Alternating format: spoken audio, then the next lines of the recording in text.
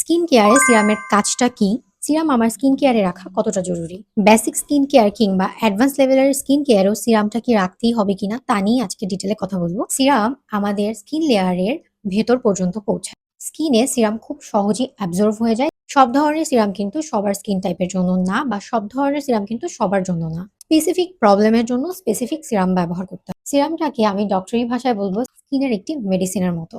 Like যখন তোমার সমস্যা হয়েছে তখন সেই মেডিসিনটা তুমি নিবে, যখন তোমার সমস্যার সমাধান হয়ে গেছে তখন মেডিসিনটা তুমি স্টপ করে দিবে। কোন সিরামটা আমার কোন প্রবলেমের জন্য ব্যবহার করব? তোমার স্কিন যদি ডিহাইড্রেট হয়ে যায় এবং তোমার স্কিনে যদি হাইড্রেশনের প্রয়োজন হয় এবং হাইড্রেট রাখার জন্য স্কিন hyaluronic অ্যাসিড আছে, সিনথেলা অ্যাসিয়াটিকা আছে, সিকা যুক্ত সিরাম তুমি তোমার স্কিন কেয়ারে অ্যাড করতে পারো। তোমার স্কিনে যদি অ্যান্টি এজিং এর প্রবলেম দেখা যায়, ফাইন লাইন, রিঙ্কেল দেখা যায়, সেক্ষেত্রে পেপটাইড, রেটিনল, ভিটামিন সি আছে এমন ধরনের সিরাম ব্যবহার করো। তোমার স্কিনে যদি সানট্যান পড়ে যায়, পিগমেন্টেশন কিংবা স্কিনটাকে ব্রাইট রাখার জন্য তুমি আলফা আরবুটিন, হাইড্রাকুইনন, ভিটামিন সি বা কজিক অ্যাসিড আছে এমন ধরনের সিরাম ব্যবহার করতে পারো। এক্সফোলিয়েশনের জন্য তুমি এইচএ, বিএইচএ কিংবা পিএইচএ বেস যে সিরামগুলো আছে সেগুলো ব্যবহার করতে পারো। এক্সফোলিয়েশনের জন্য আমরা যে সিরাম ব্যবহার করব সেগুলো কিন্তু আমরা সপ্তাহে 2 থেকে 3 দিন ব্যবহার করব এবং রাতের বেলা ব্যবহার করব। তোমার স্কিনে যদি একনি থাকে সেক্ষেত্রে তুমি স্যালিসিলিক অ্যাসিড, অ্যাডাপ্লিন বা রেটিনল, বেনজোয়েল পারক্সাইড, অ্যাজেলিক অ্যাসিড আছে এমন সিরাম ব্যবহার করতে পারো। অনেক সিরাম কিন্তু এএম এবং পিএম এও ব্যবহার করা যায়, তাই তোমরা ইনস্ট্রাকশন দেখে সেটাকে ব্যবহার করো। আশা করি আজকের ভিডিওতে আমি তোমাদেরকে ধারণা দিতে পেরেছি তোমার স্কিনে কোন প্রবলেমে আসলে তুমি কোন ইনগ্রেডিয়েন্টের সিরামটা চুজ করবে। সিরাম নিয়ে তোমাদের যদি আরো কোনো কোয়েশ্চেন থেকে থাকে সেটা আমাকে কমেন্ট করে জানাও, ইনশাল্লাহ আমি রিপ্লাই দেওয়ার ট্রাই করবো অথবা